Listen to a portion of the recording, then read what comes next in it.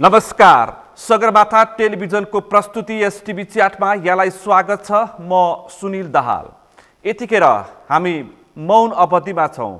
वैशाख 30 को स्थानीय तहको निर्वाचन भोलि मतदान गर्ने दिन रहेको छ। 5 वर्षको लागि आफ्नो जनप्रतिनिधि छान्ने दिन हो। त्यसकारण अत्यन्तै संयमित र धैर्य भएर आफ्ना जनप्रतिनिधि छानौँ।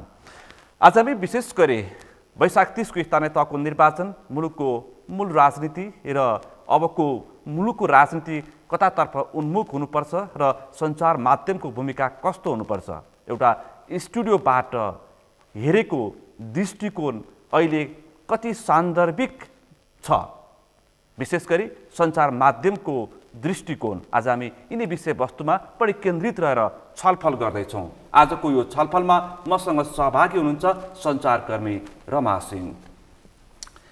यहाँलाई स्वागत छ। नमस्कार। आराम हुन्छ? एकदम आराम छु।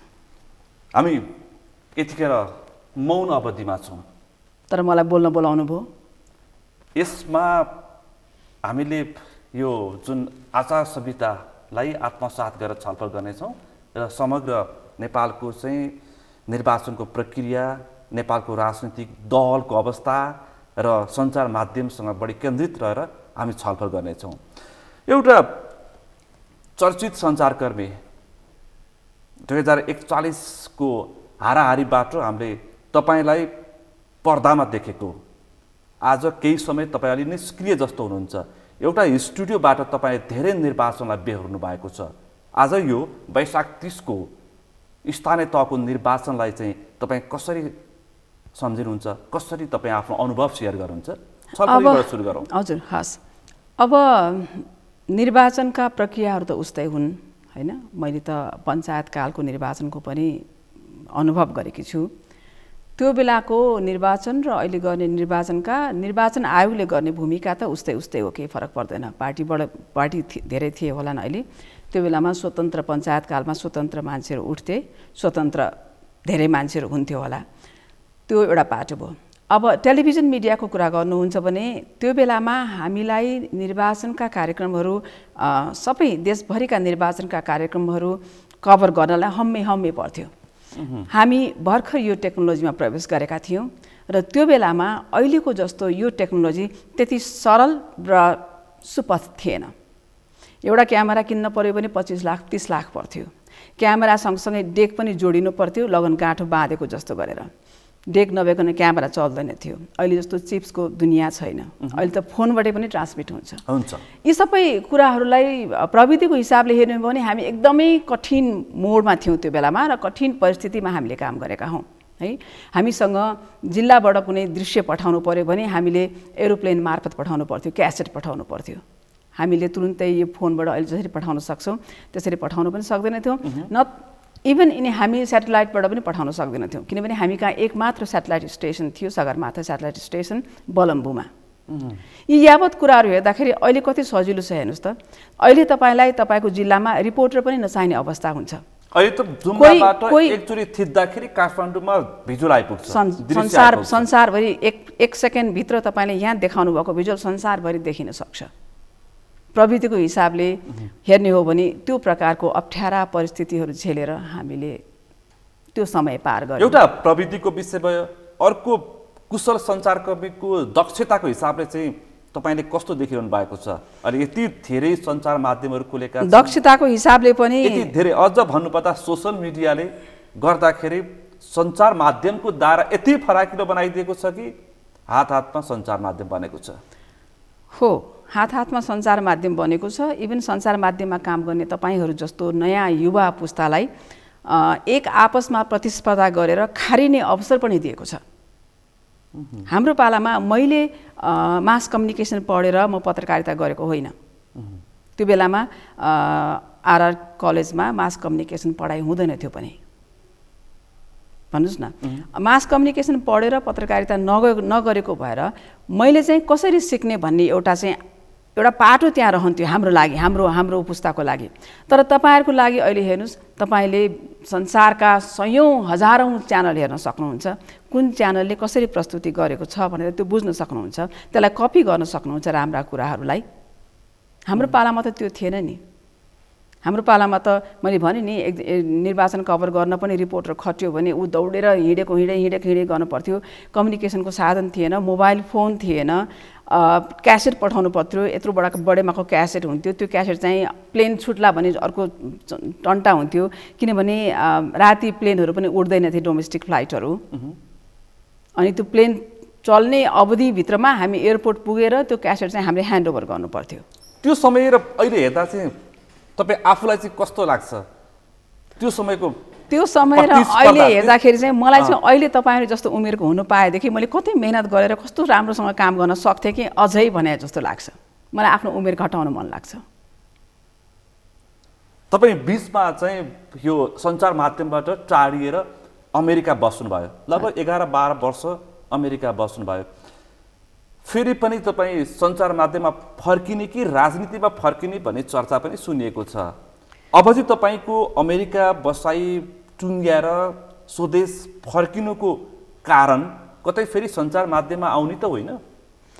होइन, हेर्नुहोस्, अब विदेश गएको मान्छे देश फर्कनको लागि कुनै पनि कारण चाहिँदैन होइन। म यो देशको नागरिक हुँ, म सर्टेन टाइम विदेश बसेँ होला, तर मलाई अब मेरो आफ्नो देश आउनु मन लाग्यो, म बिना कारण आएको हुँ, एउटा कुरा। दोस्रो कुरा, सञ्चार माध्यम मेरो आफ्नो फिल्ड हो, मैले बनाएको फिल्ड हो। यो त मेरो आफ्नो फिल्ड मात्रै होइन, म भन्छु मैले बनाएको फिल्ड भनेर म गर्व पनि गर्छु। स्वाभाविक होइन, मैले बनाएको फिल्डमा मलाई मरुन्जेल काम गर्न मन लाग्छ, मेरो अन्त्य पनि यही होस् भने जस्तो मलाई लाग्छ।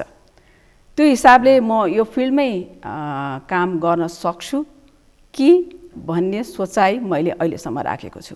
फेरि पनि सञ्चार माध्यममा पर्दामा फेरि पनि आउने कि भनेर तपाईँ स्वदेश फर्किनु भएको। तर केही मानिसहरूले चाहिँ रमा सिंह कुनै राजनीतिक दलमा आबद्ध हुनको लागि स्वदेश फर्किएको हो कि भनेर आशंका पनि गरिरहेका छन्। होइन, अब वास्तविकता चाहिँ उहाँहरूको म प्रिय पात्र हुन सक्छु होइन, उहाँहरूले रुचाएको व्यक्ति म हुन सक्छु। त्यो भएको नाताले उहाँहरूले मलाई उहाँहरूकै साथमा रहेर हिँडोस् भन्ने चाहना मेरा सबै फ्यानहरूको हुनसक्छ होइन। त्यो चाहना उहाँहरूको हुनसक्छ, तर मैले अहिलेसम्म कुनै दलमा लागेर राजनीति गर्ने सोच चाहिँ बनाएको छैन। अहिलेसम्मको कुरा गर्दैछु है, तपाईँसँग बसेको अगाडिको कुरा गर्दैछु। आज यो अब 29 गतेसम्मको लागि अब यो देश यति राजनीतिमय भएको छ कि त्यो हिसाबले म राजनीतिमा लाग्दिनँ भनेर अहिले म घोषणा पनि गर्न सक्दिनँ। अलि अमूर्त जवाफ आयो, अलि कूटनीतिक जवाफ आयो र यसमा सम्भावना पनि सँगै आयो। हेर्नुहोस्, धेरै सञ्चारकर्मीहरू अहिले सञ्चारलाई छोडेर, कर्म छोडेर मूल राजनीतिमा प्रवेश गरिरहेका छन्, कसै त पार्टी नै बनाएर सक्रिय राजनीतिको भूमिका निर्वाह गरिरहेका छन्। त्यसकारण पनि रमा सिंह पनि नआउला भन्न त सकिँदैन होइन। हो, होइन, नसकिने कुरा भने त केही छैन। र अर्को कुरा, सम्भावना भनेको सधैँ सम्भावनाका ढोकाहरू सधैँ खुला रहन्छ, जुनसुकै क्षेत्र होस् होइन। अब सम्भावनाका 5वटा ढोका यहाँ अगाडि खुलेका छन् तपाईँ र मेरो लागि उदाहरणको रूपमा, र ती 5वटा ढोकामध्ये तपाईँलाई जुन ढोका सजिलैसँग खुल्छ र तपाईँ त्यहाँभित्र छिर्दाखेरि तपाईँलाई आनन्दको अनुभूति हुन्छ, तपाईँ त्यही ढोकाभित्र छिर्नुहुन्छ नि होइन। स्वभावतः हो, स्वभावतः म पनि त्यही भनेपछि सम्भावना छ यो देशमा, सम्भावनाको खोजीमा म यो देशमा आएको हुँ। तपाईँको जुन सामाजिक सञ्जालको स्टाटस म पनि धेरै फलो गर्छु, धेरैले फलो गर्छन्, त्यसमा हेर्दाखेरि तपाईँले सञ्चारलाई भन्दा पनि राजनीतिक व्यङ्ग्यलाई बढी जोड दिएको पाइन्छ। त्यसकारण रमा सिंहको अग्रसरता राजनीतितर्फ हो कि भनेर मानिसहरूले आशंका गर्नु, अपेक्षा गर्नु स्वाभाविक जस्तो लाग्छ। किनकि तपाईँले अहिलेको फोहोरी राजनीति जुन देखिएको छ होइन, अस्वस्थ प्रतिस्पर्धाको राजनीति देखिएको छ, त्यसलाई तपाईँले बेला बेला फुत्त व्यङ्ग्य ठोकिरहनु भएको हुन्छ। त्यो हेर्दाखेरि चाहिँ रमा सिंहको सम्भावना छ भनेर मानिसहरूले आकलन गरेका हुन् होइन। त्यसलाई यसरी हेर्नुपर्छ, म पत्रकार हुँ, पत्रकारले हरेक क्षेत्रलाई घचघच्याउने काम गर्छ र गर्नु पनि पर्छ। त्यो हिसाबले मैले अब मसँग त्यो बेला त कुनै मिडिया छैन, अहिले त मेरोसँग कुनै मिडिया नभइसकेपछि मैले नेपालमा भएका विकृति र विसङ्गतिलाई कसरी घचघच्याउने त, त्यो महत्त्वपूर्ण माध्यम भनेको त सञ्चार माध्यम न हो। सञ्चार माध्यमबाट मैले देशमा देखिएका विकृति र विसङ्गतिलाई यदि उजागर गर्न कोसिस गरेको छु भनेदेखि त्यसैलाई आधार मानेर तैँले चाहिँ यो पार्टी जोइन गर्दैछस् भन्नु चाहिँ म माथि अन्याय हुन्छ। तपाईँको जुन अभिव्यक्ति स्टाटस हेर्दाखेरि चाहिँ अलिकता राजनीतिक दललाई घोषपेच र स्वभावत रूपमा अलिकता तपाईँ भन्नुपर्दा खुलेरै भन्नुपर्दाखेरि राष्ट्र संस्थाप्रति आस्था, हिन्दू राज्यप्रति आस्था राख्ने हुनाले कतै आफै त्यस्तै प्रकारको पार्टी बनाउने हो कि या राजेन्द्र लिङ्गदेल कमल थापाले नेतृत्व गरेको पार्टीमा प्रवेश गर्ने हो कि भनेर मानिसहरूले त्यसरी पनि आशंका गरेका छन्। खुलेरै छलफल गरौँ, केही फरक पर्छ? होइन, त्यो आशंका होइन। अब तपाईँको आशय चाहिँ राजनीतिक दलहरूलाई बढी कटाक्ष गर्छ भन्नुभयो होइन मलाई। संहिता र गणतन्त्र स्वीकारेका राजनीतिक दलहरूलाई कटाक्ष शब्दहरू प्रयोग भएका छन् भन्ने मेरो आशयको प्रश्न हो। तपाईँको आशय सही पनि हुनसक्छ। चुप लागेर बसेका राजालाई मैले के कमेन्ट गर्ने भन्नुहोस् न।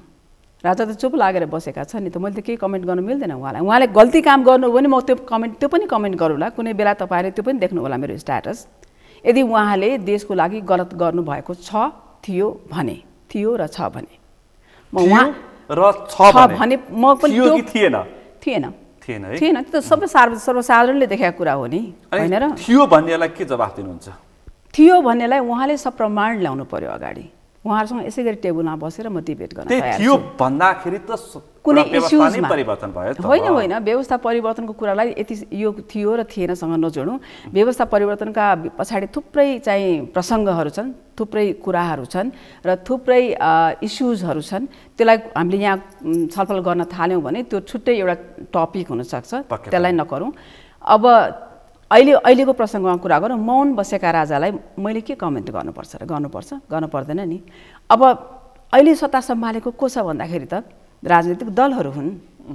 राजनीतिक दलहरूले 62-63 को आन्दोलनका बेलामा जनतालाई के भनेका थिए भनेदेखि दरबारले थुपारेको सुन तिमीलाई ल्याएर बाँड्छौँ, 1-1 तोला सुन अनि कति कट्ठा जग्गा हामी दिन्छौँ भनेर चाहिँ जनतालाई उनीहरूले आश्वासन दिएका थिए नि त। तपाईँले पनि सुन्नुभयो होला, म त यहाँ थिइनँ, अझ तपाईँले मैले भन्दा बढी धेरै आश्वासन सुन्नुभएको थियो होला। उहाँहरूले त्यसो गरेर आश्वासन दिएर ल्याइसकेपछि अहिले जनताले के पाए त? अनि के पाए त भन्ने प्रश्नमा मैले बोल्ने कि नबोल्ने त? मेरो ठाउँमा तपाईँ गएको, तपाईँले बोल्ने कि नबोल्ने त? आज तपाईँ र म बोल्ने अवसर पनि त दलहरूको आन्दोलनको उपज, मानौ कि 62-63 को आन्दोलनको उपज हो। नै हो नि, यो बोल्ने वाक स्वतन्त्रताको कुरा त्यो अवसर थिएन के? वाक स्वतन्त्रताको कुरा गर्दाखेरि बोल्ने अधिकार चाहिँ 2046 सालको आन्दोलनपछि आएको हो, 62-63 पछि होइन र? होइन, किन? 2046 सालको आन्दोलनपछि देशमा प्रजातन्त्र आएको हो। देशमा प्रजातन्त्र आइसकेपछि त्यो बेलादेखि चाहिँ बोल्ने अधिकार चाहिँ सबैले पाएका थिए है, फ्रिडम चाहिँ सबैलाई थियो त्यो बेलामा। वाक स्वतन्त्रताको कुरा गर्नुहुन्छ भनेदेखि है, ज्ञानेन्द्रको सक्रिय राजनीतिमा त थिएन नि त।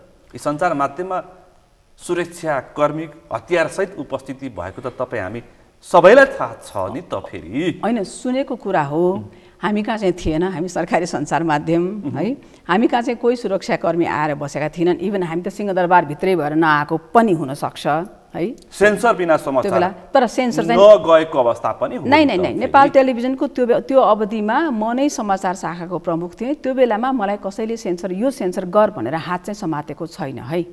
उनीहरूले दिएको गाइडलाइन मैले फलो गरेँ होला। म सञ्चार माध्यममा काम गर्ने सरकारको जागिरे भएको नाताले त्यो फलो गर्नु पर्थ्यो होला। मेरो ठाउँमा तपाईँ भएको भए तपाईँ पनि गर्नुहुन्थ्यो होला।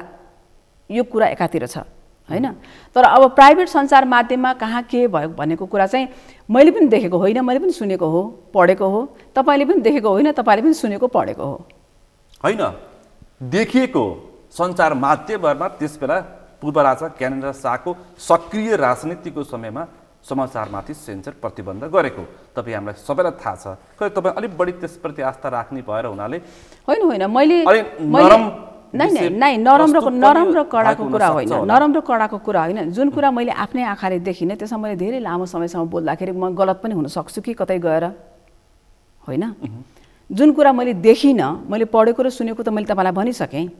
जुन कुरा मैले आफ्नै आँखाले देखिनँ त्यो कुरालाई मैले किन अब त्यो इलाबोरेट गरेर बोल्ने भन्ने मात्रै मेरो तर्क हो।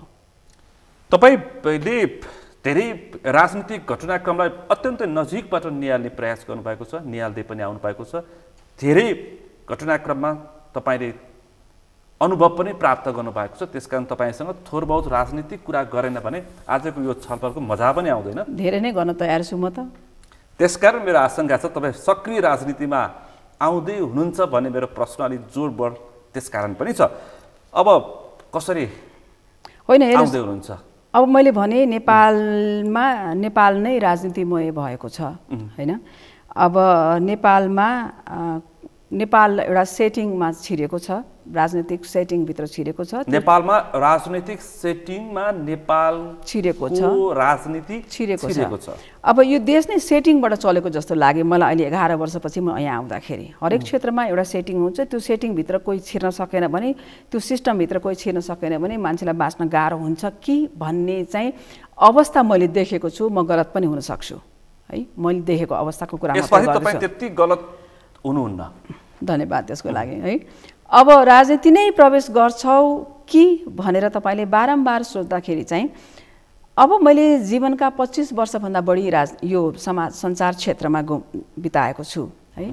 तर पनि मलाई अझै पनि सञ्चार क्षेत्रमा काम गर्ने हुटहुटी जागेकै छ, मरेको छैन। किनभने मेरो पालाको टेक्नोलोजी र अहिलेको टेक्नोलोजी फरक छ। यो फरक टेक्नोलोजीमा फेरि काम गर्ने रहर मलाई जागेको छ हैन।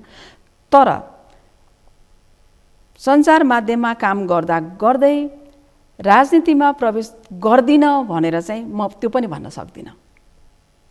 मेरो प्रश्न अझै पनि एउटा जोड बलका साथ छ कि तपाईको राजनीतिक प्रवेश कस्तो हुन्छ, कुन प्रकारको हुन्छ भन्ने मेरो खास प्रश्न यो हुन्छ। फेरि अब एउटा पत्रकार मित्रको नाताले बरु म तपाईँलाई सोध्छु, म त आएको 3 हप्ता जति मात्रै भयो, म तपाईँलाई रिक्वेस्ट गर्छु मलाई सजेस्ट गर्नुहोस् न म कस्तो खालको राजनीतिक परिवेश भएको दलभित्र छिरौँ भनेर।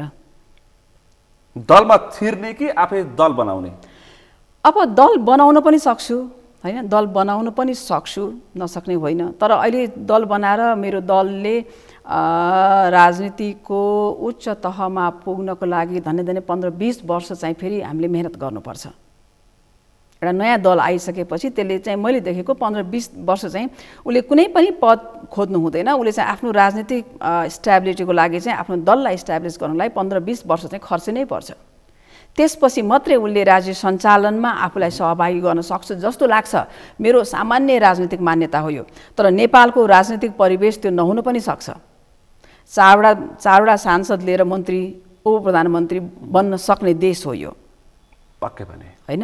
त्यसले गर्दाखेरि अब दल खोल्ने नखोल्ने भन्दा चाहिँ दल खोल्ने भन्ने कुरा चाहिँ अलिक टाढाको कुरा भयो। मैले भने मेरो आफ्नो सिद्धान्त अनुसार मैले दल खोल्ने भने मैले 15-20 वर्ष त्यो दललाई चाहिँ सेवा गर्नुपर्छ, त्यसपछि मात्रै मैले देश सेवा गर्ने मौका पाउँछु कि भन्ने मेरो आफ्नो चाहिँ अनुमान हो।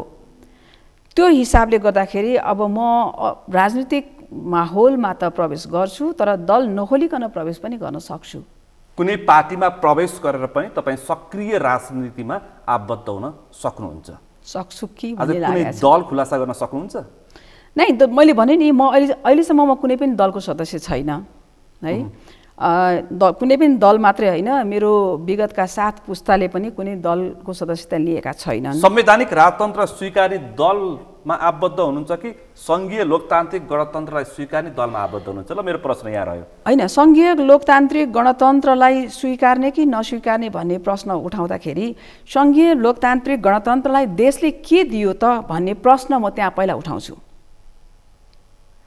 यदि सङ्घीय लोकतान्त्रिक गणतन्त्रले देशलाई विगत त्योभन्दा यो गणतन्त्र आउनुभन्दा अगाडिका वर्षभन्दा धेरै नै चाहिँ उपलब्धि देशलाई दिएको छ भनेदेखि म अथवा मेरो दिमाग अथवा म परिवर्तित हुन सक्छु होला।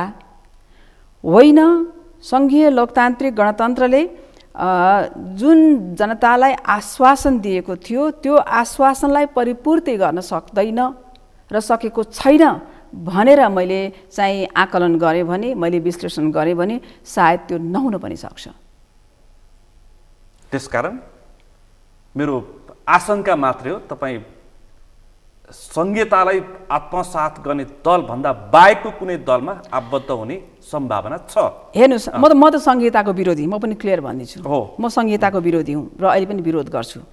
यो देशमा प्रजातन्त्र छ भने हरेक जनतालाई तपाईले प्रश्न सामयिक सन्दर्भमा लेख्नु भएको छ कि यो देशमा संहिता भारी हुन्छ। संहिता भारी हुन्छ। म किन भन्छु भनेदेखि तपाईँलाई एउटा उदाहरण दिन्छु। हाम्रो छिमेकी भारतको हामीसँग सीमा जोडिएको क्षेत्र हो उत्तर प्रदेश। उत्तर प्रदेशको जनसङ्ख्या 22 करोडभन्दा बढी छ। उत्तर प्रदेशको क्षेत्रफल नेपालभन्दा ठुलो छ सायद। हेर्नुहोस् है, 22 करोड जनतालाई सम्हाल्न एउटा मुख्यमन्त्री भए पुग्छ भनेदेखि हाम्रो 3 करोड जनतालाई सम्हाल्न एउटा प्रधानमन्त्री वा एउटा मन्त्रीले सक्दैन। लगभग 3 करोड जनसङ्ख्यालाई सम्हाल्नको लागि एउटा प्रधानमन्त्री सक्छ। किन सक्दैन भन्नुहोस् न? कसरी? होइन, कसरी भन्ने प्रश्नै उठेन। दलहरूले 7 वटा प्रदेश पनि कम भयो भनिरहेछन्। त्यो त अब उहाँहरूलाई उहाँको कार्यकर्ता भर्ती गर्नु पर्यो होला। नाता गोता, मामा काका भान्जा साला, अब नाता गोता के छ? साँडो दाई साँडो भाइ सबैजनालाई त एउटा पद दिनु पर्यो नि त। यी सबै पदलाई चाहिँ दिनु पर्दाखेरि त भोलि हामी पनि नातामा पर्यौँ भने हामीले पनि पद माग्छौँ, हामीलाई पनि पद बाँड्नु पर्यो फेरि। अनि चाहिएको चाहिएन संहिता? भन्नुहोस् न। संहिताले नेपालमा के दिएको छ भन्नुहोस् न? संहिताले खालि नेपालमा त्यो गाउँ विकास समितिदेखि लिएर भ्यू टावरका ठुल्ठुला बिल्डिङहरू मात्रै दिएको छैन। त्यो ठुल्ठुला पनि नभन्नु, अझ भ्यू टावरको अवस्था कति रकममा कति भ्यू टावर बने त्यो त तपाईँले पनि देख्नु भएको छ। संहिताले नेपाललाई के दियो त अहिलेसम्म भन्नुहोस् न? संहिता आएको त यति वर्ष भइसक्यो नि त। जुम्लाको एउटा बोल्न नसक्ने महिलालाई सांसद बनाएको छ। उसले आफ्नो क्षेत्रको अधिकार, विकास, निर्माणको मुद्दालाई आफै उठाउन सक्ने यो अधिकार र क्षमता दिएको छ। भर्खर तपाईँले भन्नुभयो जुम्लाको एउटा महिलालाई, बोल्न नसक्ने महिलालाई भन्नुभयो अधिकार दिएको छ भन्नुभयो। त्यो बोल्न नसक्ने महिलाले कहाँ गएर उसको अधिकार खोज्छ? संसदमा बसेर। कसरी खोज्छ? उसले बोल्न सक्दैन भनेदेखि। संसदमा आवाज उठाएर। कसरी आवाज उठाउँछ उसले बोल्न सक्दैन भनेदेखि? उसलाई त पहिला बोल्न सक्ने बनाउनुहोस् न तपाईँ, जुम्लामै राखेर। उसलाई शिक्षित बनाउनुहोस् न, उसलाई शिक्षा दिनुहोस्, उसलाई स्वास्थ्य दिनुहोस्, उसलाई रोजगारी दिनुहोस् त्यहीँ पहिला। अनि ऊ योग्य हुन्छ। आफ्नो गाउँमा बोल्न सक्ने भएपछि ऊ सहरमा बोल्न सक्छ, सहरमा बोल्न सक्ने भएपछि ऊ अनि केन्द्रमा आएर अनि केन्द्रमा बोल्न सक्छ र आफ्नो मुद्दा उठाउन सक्छ। मलाई त्यस्तो लाग्छ। तपाईँ त्यस्तो प्रकारको राजनीतिको लागि अभ्यास गर्ने सोच पाउनुहुन्छ? त्यस्तो प्रकारको होइन, मैले त ग्रासरुट लेभलको राजनीति भन्दैछु। तपाईँले बोल्न नसक्ने महिला भन्नुभयो, मैले त्यो बोल्न नसक्ने महिलालाई शिक्षा, बोल्न सक्ने महिला बनाउने, मैले त्यो बोल्न नसक्ने महिलालाई शिक्षाको अवसर दिनुहोस्, उसलाई योग्य बनाउनुहोस्, उसलाई स्वास्थ्यको अवसर दिनुहोस् र उसलाई त्यसपछि राजनीतिमा होम्नुहोस् भनेको छु नि त मैले। तपाईँ एकदमै अब अलिकता राजनीतिक आशय र एउटा तपाईँको जुन किसिमको आस्थालाई माथि राखेर, थाँती राखेर भन्नुहोस् कि संवैधानिक राज संस्था र सङ्घीय लोकतान्त्रिक गणतन्त्रमा पृथक फरक के छ? तपाईँ हाम्रो लागि होइन, आम त्यो तल्लो लेभलको नेपाली जनताको लागि के फरक पाए? अहिले मान्छेहरू त्यो खोजिरहेछन् के? हो, जुन कुरा बित्यो। मैले मेरो लाइफमा अहिलेसम्म घटेका घटनाहरूलाई फर्केर हेरेको छैन। बुझ्नु भएन? जब मैले मेरो लाइफलाई फर्केर हेर्छु म अगाडि बढ्न सक्दिनँ। अघि त्यसैले गर्दाखेरि यो जुन परम्परा थियो हाम्रो, जुन राजनीतिक संस्कार थियो, जुन समयबाट हामी गुज्रेर आयौँ त्यो त गयो नि। अब त्यसलाई फर्केर फेरि होइन यो यस्तो थियो, यस्तो थियो, उस्तो थियो, त्यो यस्तो थियो, उस्तो थियो, उस्तो थियो भन्नको लागि नै त हामी नयाँ बाटोतिर लागेका छौँ नि त। अब हामी नयाँ बाटो पनि जाने अनि पछाडि फर्केर त्यसलाई धारे हात लाएर सराप्ने पनि, पछाडि पनि नफर्कने, अहिलेको प्राप्त उपलब्धिलाई पनि तपाईँ आत्मसात नगर्ने भनेपछि तपाईँको वैकल्पिक शक्ति कस्तो हुने भने? मेरो वैकल्पिक शक्ति भनेको नेपाल रहोस् भन्ने मात्रै हो। बुझ्नुभयो? नेपाल भन्ने राष्ट्र सधैँ रहिरहोस् यो विश्व मानचित्रमा। नेपाल भन्ने राष्ट्रको हाम्रो संसारमै एउटा युनिक झन्डा छ, चन्द्र सूर्य अङ्कित झन्डा भन्छौँ हामी, त्यो फरर भइरहोस्। हाम्रो सगरमाथाको देश रहिरहोस्, हाम्रो बुद्ध जन्मेको देश भनेर रहिरहोस्। मेरो वैकल्पिक राजनीति भनेको यति मात्रै राजनीति हो। मेरो कुनै खालको चाहिँ व्यक्तिलाई पुजेर कुनै व्यक्तिलाई चाहिँ फुलमाला लाएर गर्ने राजनीति मेरो होइन। बुझ्नु भएन? त्यो खालको राजनीति अहिलेका दलहरूले गरेका छैनन्। उनीहरूले त्यो खालको राजनीति गरे भने म उनीहरूको दलमा पनि सामेल हुन सक्छु नि। नेपाल नरहोस् भनेर त कसले चाहेको छ? तपाईँले चाहनु भएको छ, हामीले चाहेको छौँ? छैनौँ नि। हामी त नेपाल रहोस् भन्ने चाहन्छौँ। हामी विश्वमा गएर हामी नेपाली हौँ भनेर चिनाएका छौँ। हाम्रो गेटअपमा अमेरिकामा हामीलाई हाम्रो गेटअपमा देख्दाखेरि हामीलाई त इन्डियन होस् भनेर सोध्छन् हामीलाई। उनीहरू इन्डियन जस्तो देख्छन् हामीलाई। हामीले होइन हामी इन्डिया होइन हामी नेपाली हौँ भनेर हामी गर्वका साथ भन्छौँ नि। किन गर्वका साथ भन्छौँ भने हामीलाई हाम्रो माटोसँग माया छ। हामीलाई यो देश चाहिन्छ। हामी संसारको जुनसुकै कुनामा गए पनि हामीलाई यो देश चाहिन्छ। भलै नागरिकता त्यागेर गएका मान्छेहरू हुन्, तर पनि उनीहरूले आफ्नो कोठाको भित्तामा नेपालको झन्डा फहराएका हुन्छन्, बुद्धको मूर्ति राखेका हुन्छन्। यो जन्मेको देश हो नि त। यो देशको माटो जोगाउन एकातिरबाट उत्तरतिरबाट पनि त्यो सीमा मिच्दै आउने, दक्षिणतिर पनि सीमा मिच्दै आउने, अनि हामी चाहिँ कहाँ जाने त त्यसपछि बिचमा? त्यसपछि नेपाल रहन्छ र? अहिलेको परिस्थितिले त्यस्तै देखाइरहेको छैन र? भन्नुहोस् न। हामी उत्तरका छिमेकीसँग नि बोल्न सक्दैनौँ, हामी दक्षिणका छिमेकीसँग नि बोल्न सक्दैनौँ, हाम्रो आफ्नो भावना विचार राख्न सक्दैनौँ। उनीहरूले केही गर्यो भने केही पनि हामी मौन बस्छौँ, सरकार छ कि छैन जस्तो अवस्थामा हामी छौँ। अनि त्यहाँनिर आएर मैले यो व्यवस्थालाई व्यवस्था भन्दा पनि व्यवस्था सञ्चालकलाई भन्नुपर्छ। मैले यी व्यक्तिहरूलाई, यी सञ्चालकहरूलाई, यी दलहरूलाई मैले किन समर्थन गर्ने? भन्नुहोस् न तपाईँ भन्नुहोस् न, म समर्थन गर्ने कि नगर्ने? व्यवस्था मन नपरेको कि त्यसको नेतृत्व गर्ने नेताहरू मन नपरेको भन्ने मेरो प्रश्न फेरि होइन। रहन्छ। कुनै पनि व्यवस्था आफैमा खराब छैन भन्ने कुरा त पञ्चायत कालदेखि अहिलेसम्म हामीले भोगिसक्यौँ। व्यवस्था चाहिँको कुरा गर्दैछु है, खराब छैन। किन पञ्चायतका मेनिफेस्टो हेर्नुहोस्, पञ्चायतको संविधान हेर्नुहोस्, त्यो पनि खराब थिएन होइन? उग्रवादी पञ्चहरूले खराब बनाए त्यसलाई। त्यसपछिको 46 सालको व्यवस्था हेर्नुहोस्, त्यसपछि 46 सालको संविधान हेर्नुहोस् होइन? कृष्णप्रसाद भट्टराईजीले सबैलाई मिलाएर राजादेखि रङ्कसम्म सबैलाई समेटेर ल्याउनु भएको संविधान थियो। विश्वका अरू देशहरूले पनि त्यो संविधानको चाहिँ चर्चा गरेका थिए, प्रशंसा गरेका थिए। त्यही संविधान पनि हाम्रो लागि राम्रो भएन भनेपछि त अहिलेको अवस्थामा पनि अब अहिलेको व्यवस्थालाई पनि हेर्दाखेरि व्यवस्था त नराम्रो होला नि त। मान्छे नराम्रा भए, सञ्चालन गर्ने व्यक्तिहरू नराम्रो भए, सञ्चालन गर्ने व्यक्तिहरू स्वार्थी भए होइन, आपसै आसेपासेका अगाडि जकडिए, त्यसले गर्दा व्यवस्था खराब भयो नि त। व्यवस्था भनेको त अमूर्त हो नि त। त्यो त आफै कसरी खराब हुन्छ र? तपाईँले यो टेबुललाई खराब कसरी भन्न सक्नुहुन्छ? अहिले तपाईँको अगाडि त राम्रोसँग बसिरहेछ नि। तपाईँले यसलाई फोड्नु भयो भने खराब भयो, काम लागेन यो अब त्यसपछि, होइन र? त्यसकारण व्यवस्था परिवर्तन होइन, नेतृत्व परिवर्तनको खाँचो छ देशमा। नेतृत्व परिवर्तनको खाँचो छ, तर अब अहिलेका नेतृत्वले केही हुन्छ जस्तो मैले सोचेको छैन, न नेपाली जनताले नै सोचेका छन्। यति धेरै देश जनताप्रति चासो राख्ने रमा सिंह, जसले नेपालको मूल राजनीति, अर्थ राजनीति सबैलाई अत्यन्तै नजिकबाट सूक्ष्म तरिकाले बुझ्ने र विश्लेषण गर्ने एउटा सक्षम नागरिक किन 11-12 वर्ष विदेशमा बसेको त? अब किन बसिस् भनेर सोध्नुहुन्छ भनेदेखि एउटा परिस्थिति त्यस्तै आयो होइन। मैले धेरै मिडियामा पनि भनिसकेको छु, एउटा परिस्थिति त्यस्तै आयो, म विदेश जानु पर्यो।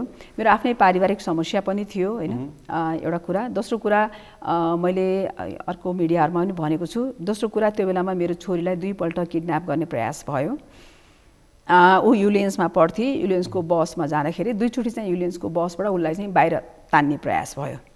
त्यो भइसकेपछि अनि मैले चाहिँ भने विचार गरेँ मैले कि 3rd टाइम पनि प्रयास हुँदैन भनेर म भन्न सक्दिनँ। अनि त्यो भन्न नसक्ने अवस्था भइसकेपछि इन केस फेरि उसलाई पनि अपहरण गर्ने प्रयास भयो र त्यो प्रयास सफल भयो र मैले मेरो छोरी गुमाउने अवस्था आयो भने म यी देशमा बसेको औचित्य के त? मैले त पहिला मेरो सुरक्षा खोज्नु पर्यो, होइन र? यति शक्तिशाली नारी जसले समाजलाई सचेत गर्न प्रयास गरेको नारी यति सामान्य तरिकाले चटक्कै देश छोडेर पलायन हुन होइन, खोज्नु, पलायन हुनु चाहिँ प्रश्न चिन्ह आउँछ फेरि प्रश्न चिन्ह आउँछ हो म शक्तिशाली हुँ तपाईले महिला हक हितका कुरामा गर्नुहुन्छ तपाईले व्यावसायिक रूपमा मसँग डिबेट गर्न खोज्नुहुन्छ मेरो जे पेशा छ त्यसैमा तपाईले चाहिँ हरेक कुरा मसँग गर्न खोज्नुहुन्छ हैन बौद्धिक स्तरमा म गर्न तयार छु तर कसैले मलाई हिँडिरहँदाखेरि पछाडिबाट आएर छुरा घोप्यो भने म कसरी शक्तिशाली हुन्छु बाबा रमा सिंह समाजको ऐना रमा सिंह भनेर रमा सिंहको पछाडि ढाडमा त मासु नै हुन्छ हाड नै हुन्छ नि पछाडिबाट छुरी रोपेपछि त होइन र भन्नुस् न चारजना मान्छे आएर मलाई चाहिँ सांघातिक अट्याक गर्न खोज्यो भने म त लड्न सक्दिनँ नि म कसरी लड्न सक्छु म त बौद्धिक रूपमा लड्न सक्छु उनीहरुसँग यत्रो सुरक्षा निकाय छ यत्रो राज्यको संरचना छ यति धेरै राज्यका निकायहरू छन् त्यही त यत्रो सुरक्षा निकाय छ निर्वाचन तपाईलाई मुकाबिला गर्दा त्यति असहज छैन तपाई जुम्ला अथवा ताप्लेजुङबाट सामान्य त होइन होइन यत्रो सुरक्षा निकाय छ यत्रो सुरक्षाका निकायहरू पनि छन् काठमाडौँमै त्यो बेलामा काठमाडौँमै कति मान्छेहरू अपहरण गरेका मारिएर त्यही के अरे त्यो टुकुचामा फालिएका उदाहरणहरू पनि प्रशस्तै छन् इभन अहिलेको कुरा गर्नुहुन्छ भने अहिले पनि यत्रो सुरक्षा छ झन् निर्वाचनको लागि हरेक जिल्लामा सुरक्षा पुर्याइएका छन् तर पनि रोल्पा रुकुममा हेर्नुस् न अहिले काटाकाट मारामार छन् कि छैनन् त्यो बेला तपाईलाई माओवादी प्रति पनि आशंका लागेको थियो पारिवारिक हो कि माओवादी हो होइन मैले हेर्नुस् मैले नदेखेको चोर बाउ बराबर है मैले यही व्यक्ति थियो भन्ने अब यही पार्टी थियो भनेर मैले नदेखेको अघि नै मैले भने मैले नदेखेको कुरा म बोल्न चाहन्न भनेर यो इस्युजमा पनि मैले नदेखेको कुरा म बोल्न चाहन्न माओवादीको नाममा खाओवादी पनि हुनसक्छ लुटवादी पनि हुनसक्छ होइन त्यसले गर्दाखेरि मलाई घटेको घटना हो त्यो कुनै दलप्रति मेरो आक्षेप पनि छैन कसैलाई मैले आरोप पनि लगाएको छैन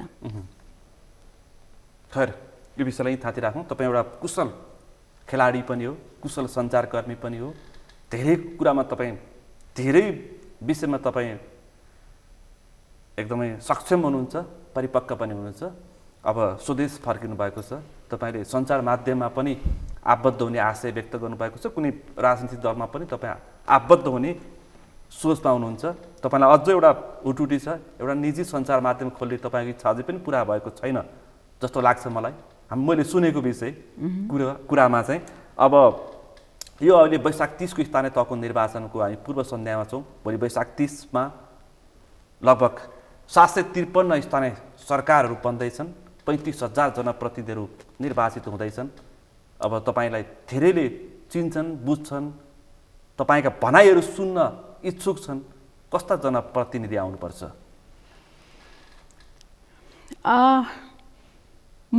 जहिले पनि म राम्रोलाई प्रोत्साहन गर्ने मान्छे हुँ है हरेक क्षेत्रमा मैले आफ्नै क्षेत्रमा पनि कतिपय नयाँ युवा पुस्ता आउँदाखेरि राम्रो छ भने उहाँलाई राम्रो भन्थे अनि उहाँहरुको स्क्रिन फेस छैन राम्रो छैन उहाँलाई स्क्रिन सुट गर्दैन भन्दाखेरि उहाँलाई म अगाडि नै भन्दै थिएँ तपाई बिहाइन्डमा काम गर्नुस् स्क्रिन फेस चाहिँ छैन तपाईको भनेर त्यसले गर्दाखेरि म यो फिल्डमा पनि के भन्छु भने हुन त दलका मान्छेहरूले मेरो दललाई देऊ भन्छन् दलले जसलाई उठायो उसैलाई भोट देऊ भन्छन् म चाहिँ अहिलेको परिस्थिति नेपालको राजनीतिक परिस्थिति हेर्दाखेरि चाहिँ यो पल्टलाई एकपल्ट दललाई भन्दा पनि दलबाट बाहिरिएका जो राम्रा मान्छेहरू छन् यदि उनीहरू उठेका छन् भने उनीहरूलाई दिनुस् दलभित्रैबाट राम्रा मान्छे दलले उठाएको छ भने पनि उनीहरूलाई पनि दिनुस् किन सबै दलले सबै नराम्रा मान्छे उठाएको भन्ने पनि छ मेरो भनाइ होइन जो राम्रा छन् दलभित्रका हुन् वा दल बाहिरका हुन्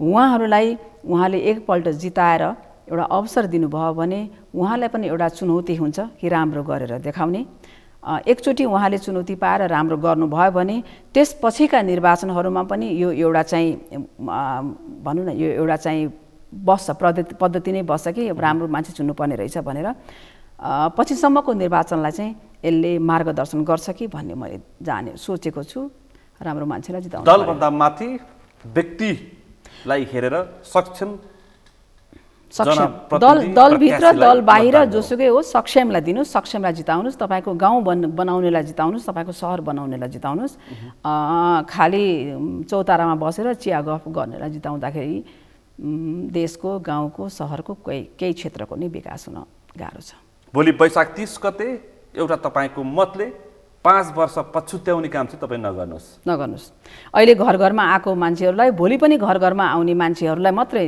भोट हाल्नुहोस्। अहिले घर घरमा आउने मान्छेहरू भोलि पछाडि घर घरमा नआउने मान्छेहरू हामीलाई के काम? फेरि हेर्नुहोस् त समाज कस्तो छ,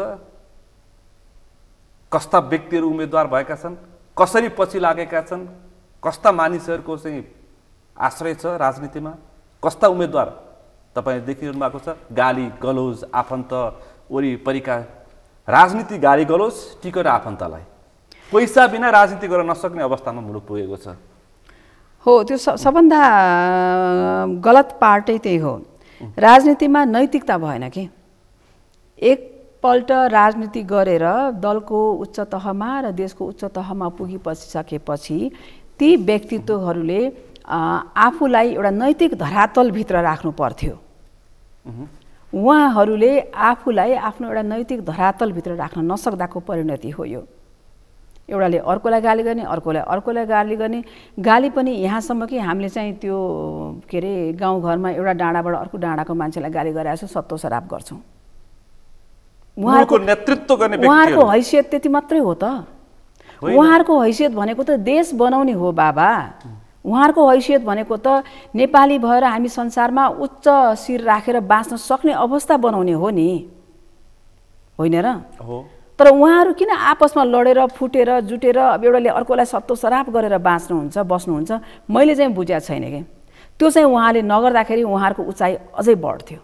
तर यहाँ त जसरी पनि निर्वाचन जित्ने अहिलेको गठबन्धन हेर्नुहोस् त, कस्ता कस्ता गठबन्धन छन्।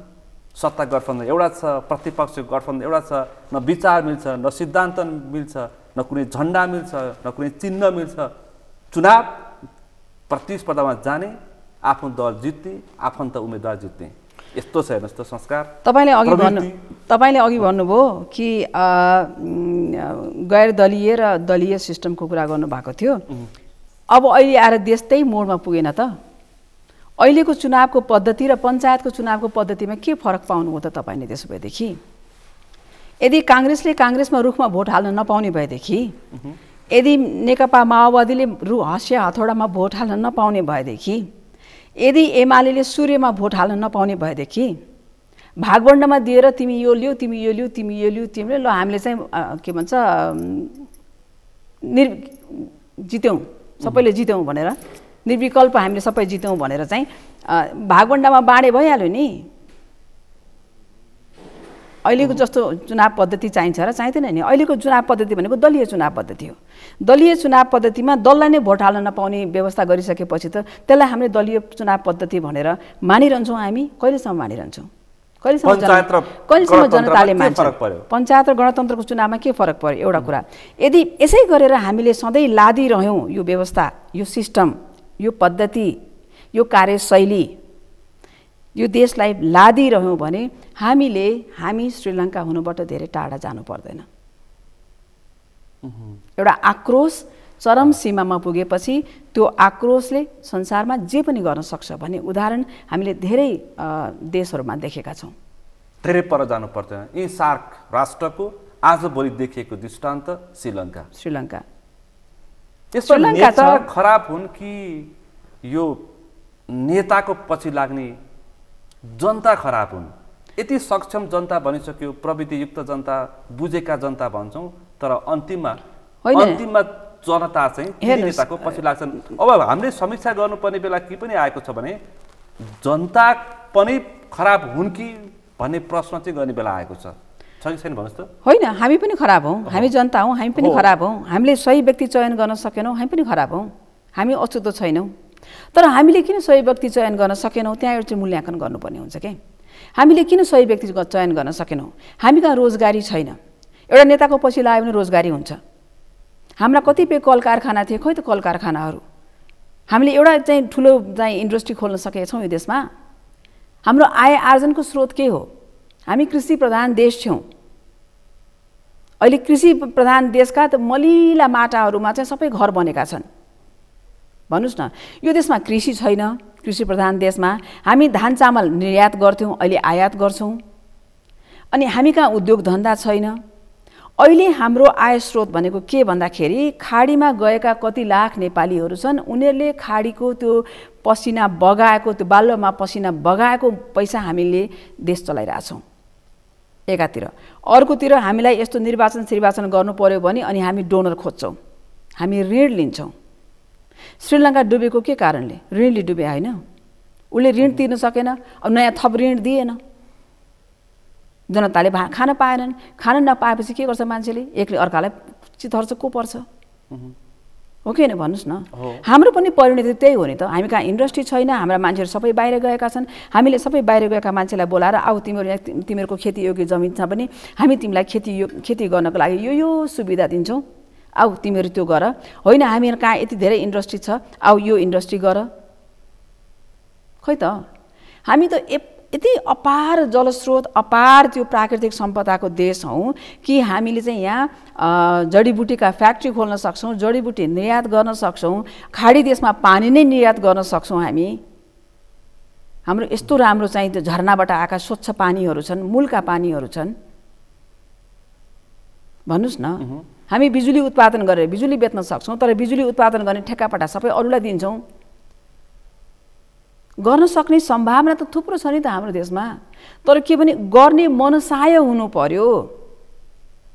जब त्यहाँ मनसाय हुँदैन त्यहाँ नीति नै बन्दैन। जब नीति बन्दैन त्यो नीति कार्यान्वयन कसले गर्ने फेरि? यस्तो दृढ इच्छा बोक्ने एउटा कुशल शासकको जन्म कहिले हुन्छ होला भन्छन्? अब एक युगमा एक व्यक्ति जन्मिन्छ भन्छन् क्यारे है, तर अब त्यो व्यक्ति जन्मिया छ कि छैन कसरी थाहा पाउने? तर जन्मेको त होला। एउटा चरम बिन्दुमा पुग्छ, जुनसुकै कुरा पनि हेर्नुहोस्, पञ्चायत पनि चरम बिन्दुमा पुग्यो, ढल्यो, हो। हरेक कुराको चरम बिन्दुमा पुग्छ र ढल्छ भन्नुभन्दा पनि नयाँ व्यवस्था, नयाँ सृजना हुन्छ भनौँ न। मान्छे पनि मर्छ फेरि जन्मिन्छ भन्छौँ नि, फुल पनि झर्छ फेरि अर्को फुल्छ, होइन। अब यो हिसाबले हेर्दाखेरि जनता चरम बिन्दुमा पुग्नुभन्दा अगाडि नै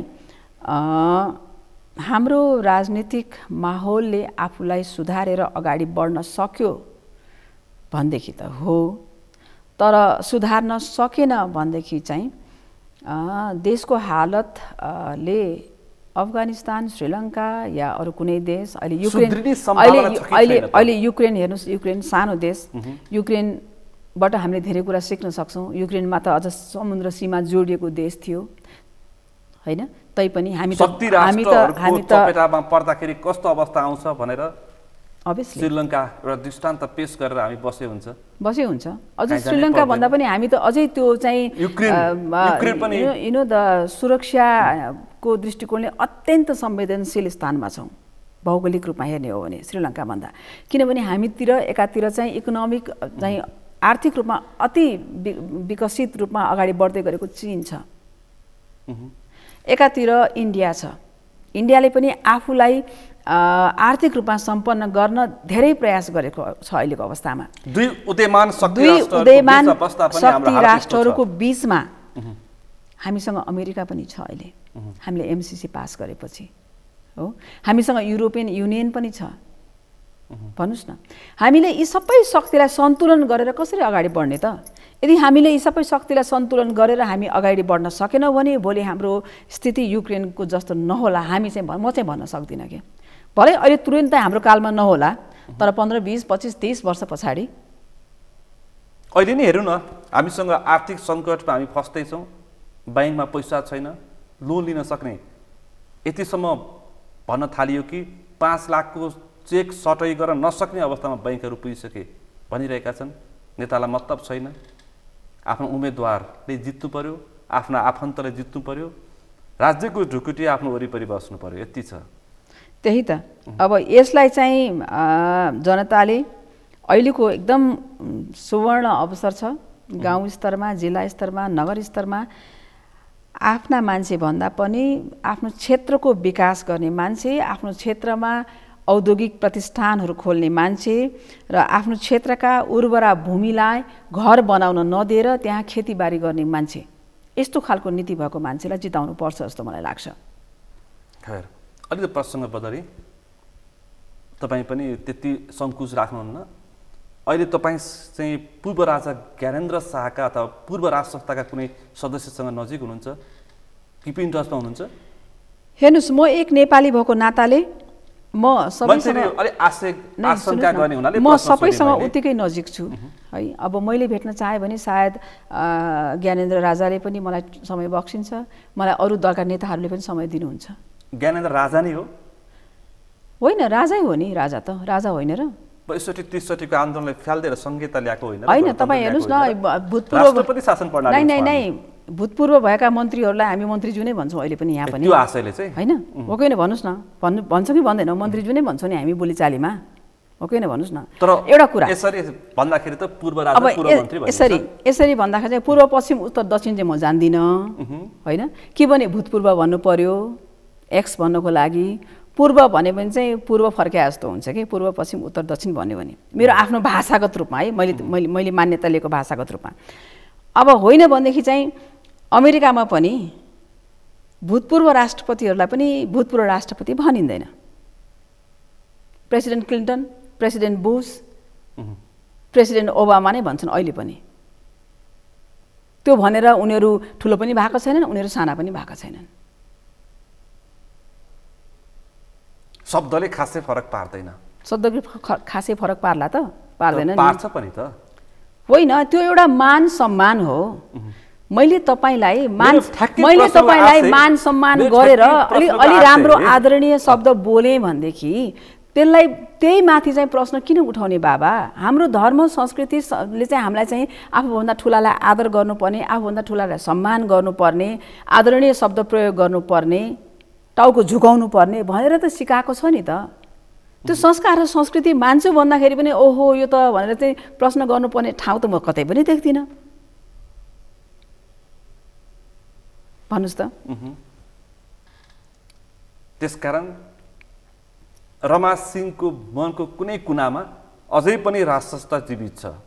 रमा सिंहको मात्रै होइन, तपाईँ अहिले माइक्रोफोन बोकेर जानुहोस्, 20 जनालाई चाहिँ भक्स पप लिनुहोस् सडकमा, 20 जना मध्ये म ग्यारेन्टी दिन्छु 10-12 जनाले राजा चाहिन्छ भन्छ देशमा। म ग्यारेन्टी दिन्छु, ल मसँग हिँड्नुहोस्, भक्स पप लिउँ।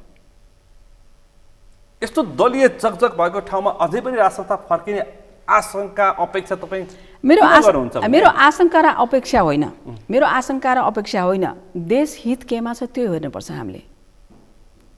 यदि तपाईँ ठुलो दलको नेता हो भने, सपोज मैले तपाईँको एउटा ठुलो दल खडा गर्नुभएको छ तपाईँले र मैले तपाईँलाई त्यो ठुलो दलको अध्यक्ष मानेको छु भने तपाईँले देश चलाउनलाई सबैलाई समेट्नुपर्छ कि पर्दैन? तपाईँ दल मात्रै चलाएर बस्ने हो कि होइन? समितिका छन् त यति धेरै कार्यकर्ता नेताहरू छन् देशभर, मेची महाकाली देशभर कार्यकर्ताहरू छन्, नेताहरू छन्, तर देशभर नेपाली बनाउनु पर्यो। कार्यकर्ता त त्यसै पनि उनैका हुन् नि, होइन र? रमा सिंह जस्ता कति नागरिकहरूलाई उहाँहरूले समेट्न सक्नु भएको छ। सबैलाई समेट्न सक्नुपर्छ देश चलाउने हो भनेदेखि। निषेधको राजनीति गर्नु हुँदैन। विमति राख्ने मान्छेलाई पनि आफूले समेट्न सक्नुपर्छ। प्रजातन्त्र भनेको त्यही हो। रमा सिंहले राजालाई मानि, राज संस्था मानि, यसलाई चाहिँ लखेटै गर्नुपर्छ भनेर तपाईँले पनि प्रश्न गर्न थाल्नुभयो भनेदेखि त्यो चाहिँ म प्रतिको पूर्वाग्रह म ठान्नेछु। तर आस्था सबैको आफ्नै हुन्छ होइन? त्यो त आस्था त हेर्नुहोस् न, माओवादीको आस्था माओवादीसँग हुन्छ, काङ्ग्रेसको आस्था काङ्ग्रेससँग हुन्छ, एमालेको आस्था एमालेसँग हुन्छ। आफ्नो घरमा बाउ आमा हजुरआमा हजुरबुवा हुनुहुन्छ भने उहाँहरूप्रतिको आस्था पनि उहाँहरूप्रति नै हुन्छ, होइन? त्यो आस्था त सबैको ठाउँमा छ नि। तर ती सबै आस्थाहरूलाई समेटेर नेपालीहरूको एउटै आस्था हुनुपर्छ भन्ने मेरो मान्यता हो। र दलका नेताहरूले पनि हामी नेपालीहरूको एउटै आस्था हो, हामी नेपालीहरू एउटै हौँ, मेरो पार्टीको सदस्य भए पनि मेरो पार्टीको सदस्य नभए पनि ऊ नेपाली हो, त्यसकारण उसलाई मैले समेट्नुपर्छ भन्ने मान्यता राख्नुपर्छ भन्ने मेरो मान्यता हो। यदि यो मान्यता स्थापित गर्नको लागि तपाईँ अब प्रयासरत रूपमा योजनाबद्ध तरिकाले मैदानमा आउँदै हुनुहुन्छ। योजनाबद्ध त नभनौँ, म प्रयास गर्छु। म यही समाजमा रहनको लागि म प्रयास गर्छु यो समाजमा देखिएका विकृति र विसङ्गतिहरूलाई पन्छाएर अगाडि बढ्ने बाटो बनाउनका लागि जनतालाई सुसूचित गर्नका लागि यही नै मेरो प्रयास हुनेछ। म प्रयास गर्छु नेपाललाई उत्तर र दक्षिणले थिचोमिचो नगरोस्। हामी एउटा स्वतन्त्र सार्वभौम सम्पन्न राष्ट्र छौँ र रहिरहनेछौँ भन्ने विषयमा नै मेरो प्रयास रहनेछ। राष्ट्र र राष्ट्रियता मानेपछि तपाईँले देश विदेशको अनुभव भोग्नु भएको छ। नेपाललाई नै दृष्टिकोण परिवर्तन भएका छन् र सम्मानजनक नेपाली नागरिक भएर बाँच्ने अवस्थाको आवश्यकता छ अहिले। हो, म तपाईँलाई के भन्छु भने यदि मलाई धेरै साथीहरूले के भन्थे, म विदेशमा बसेर चाहिँ फेसबुकमा लेख्दाखेरि त बाहिर बसेर खोक्छस्, सक्सेस भने नेपालमा आएर खोक्न भन्नुहुन्थ्यो कि मलाई। म तपाईँको कमेन्टमा त्यस्तो थुप्रै देख्थेँ। मैले नचिनेका मित्रहरूले, फेसबुकी मित्रहरूले, होइन, ती पनि जनताको भावना नै हो। मैले उहाँलाई अनफ्रेन्ड पनि गरेको छैन। म उहाँहरूको त्यो कमेन्टलाई सहर्ष स्वीकार गर्छु, किनभने उहाँ यहाँ बसेर नेपाली हेरिरहनु भएको छ, तर म उहाँ बसेर नेपाली हेरिरहेको छु नि त। तर बाहिर बस्नेहरू चाहिँ बढी राष्ट्रियता होइन, म तपाईँलाई पनि राजनीति लाग्छ। होइन, राजनीति त लाग्दैन, होइन। म तपाईँ लगायत बढी सक्रिय राजनीति त्यहाँ गर्न खोज्छन्, तपाईँलाई पनि थाहा छ। यहाँभन्दा सक्रिय त हुँदैन, फेसबुकमा लेख्ने मात्रै हो आफूलाई चित्त नबुझेका कुराहरू, है। म तपाईँलाई के भन्छु भने तपाईँ लगायत मलाई त्यसरी लेख्ने व्यक्तित्वहरू जो हुनुहुन्छ, तपाईँहरू 3-4 वर्ष विदेश बसेर आउनुहोस् अनि हेर्नुहोस् राष्ट्रको माया कति लाग्दो रहेछ भनेर। तपाईँ 2-4 वर्ष विदेश बसेर आउनुहोस्, मुलुकको माया कति लाग्छ भन्ने कुरा त्यसपछि तपाईँले अनुभव। यहाँ बसेर चाहिँ हुँदैन कि, जस्तो भन्छ नि नजिकको तीर्थ हेला भन्छन् नि। यहाँ बसिसकेपछि चाहिँ मेरै देश हो, गए पनि नगरे पनि खाए पनि नखाए पनि। फेरि यहाँ बस्ने के भन्छन् भन्दाखेरि यहाँ बस्दा चाहिँ केही पनि नगर्ने अनि सीमा पारी गएपछि 7 समुद्र पारी गएपछि नि सत्तो शराब गर्ने भनेर फेरि यहाँ बस्ने त्यसो भन्छन् फेरि। होइन, अब अरूको केसमा कसले त्यसो भनेन मलाई थाहा छैन। यदि मेरो केसमा त्यसो भन्नुभएको भए त यहाँ बस्दा पनि त मैले धेरै कुरा गरेको छु नि त। म नेपालको नम्बर 1 फुटबल बने, जुन बेलामा महिलाले हाफ प्यान्ट लाएर बाहिर निस्किन वञ्चित थियो, वर्जित थियो। म हाफ प्यान्ट लाएर मैदानमा उत्रेँ, फुटबल खेलेँ। मैले एउटा रेकर्ड त महिलाको लागि बनाएँ नि। म देशको पहिलो महिला क्याप्टेन हुँ इन्टरनेसनल गेम खेल्ने। त्यो त मैले महिला विकास क्षेत्रमा गरेको कन्ट्रिब्युसन हो नि। कसैले मानुन् नमानुन्, त्यो कसैले मेरो इतिहास त भेट्न सक्दैन नि। त्यसपछि टेलिभिजनको मिडिया आयो, हेर्नुहोस्।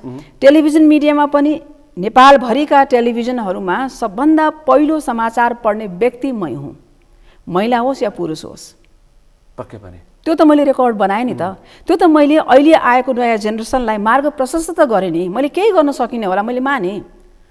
तर उनीहरूले मलाई देखेर यो फिल्डमा आउने आशा गरे, दुस्साहस गरे, इच्छा गरे, जेसुकै गरे। कमसेकम उनीहरूले हामी पनि यो फिल्डमा आउन चाहन्छौँ, सक्छौँ, जानुपर्छ भन्ने उनीहरूले एउटा आफ्नो चाहिँ माइन्ड मेकअप त गरे नि। अनि मलाई चाहिँ तैँले यहाँ बसेर केही पनि गरेनस् अनि विदेश भागिस् अनि नेपालको बारेमा खोक्छस् भन्न पाउँछ र पाउँदैन नि, पाउँदैन नि। म फेरि यहीँ आएको छु, म फेरि नयाँ क्षेत्रमा नयाँ रेकर्ड बनाउँछु कि के थाहा। टिप्पणीलाई तपाईँ फेरि प्रतिस्पर्धाको लागि उत्रनको लागि नै स्वदेश फर्कनु भएको छ। तपाईँको सफलता होस्, उहाँहरूको प्रतिक्रियाको लागि चाहिँ म आएको होइन। यो सञ्चार माध्यममा तपाईँको अझै पनि केही गर्न सक्ने एउटा दृढ इच्छा छ, त्यो पुरा होस्। राजनीतिमा लाग्ने आशय व्यक्त गर्नुभएको छ, त्यो पनि पुरा होस्। यो आजको संवादको लागि समय उपलब्ध गराइदिनु भएकोमा विशेष रूपमा आभार व्यक्त गर्न चाहन्छु। अन्तिममा तपाईँको फ्यान फलोअरलाई के भन्न चाहनुहुन्छ? सबभन्दा पहिला त म तपाईँलाई हार्दिक धन्यवाद दिन चाहन्छु, किनभने मेरो विचारलाई यस्तै खोतली मेरो दर्शकहरू सामु पुर्याइदिनु भयो। सगरमाथा टेलिभिजन अनि निर्मल गुरुङ दाईलाई पनि म हार्दिक धन्यवाद दिन चाहन्छु। उहाँ मेरो आदरणीय दाई हुनुहुन्छ। र मेरा दर्शकहरूलाई म नेपाल फर्केँ। म नेपाल फर्किएपछि यही फिल्डमा केही गरौँ भन्ने मेरो चाहना छ। म अझै यही फिल्डमा केही गर्न चाहन्छु र गर्ने कोसिस पनि गरिरहेको छु। साथसाथै देशमा एउटा देशको सामाजिक परिवेशलाई सुधार्नको लागि म समाज सेवा मार्फत यो देशलाई सुधार्न पनि चाहन्छु। अहिले नै राजनीति चाहिँ नभनिहालौँ है, समाज सेवा मार्फत यो देशलाई सुधार्न चाहन्छु। म यहाँहरूको सहयोग र साथको अपेक्षा पनि गर्दछु।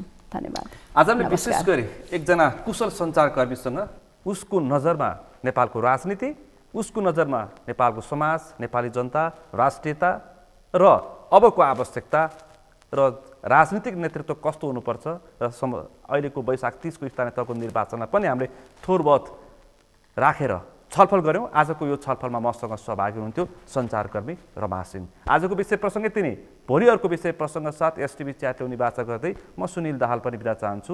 सगरमाथा टेलिभिजन हेर्दै गर्नुहोला। नमस्ते।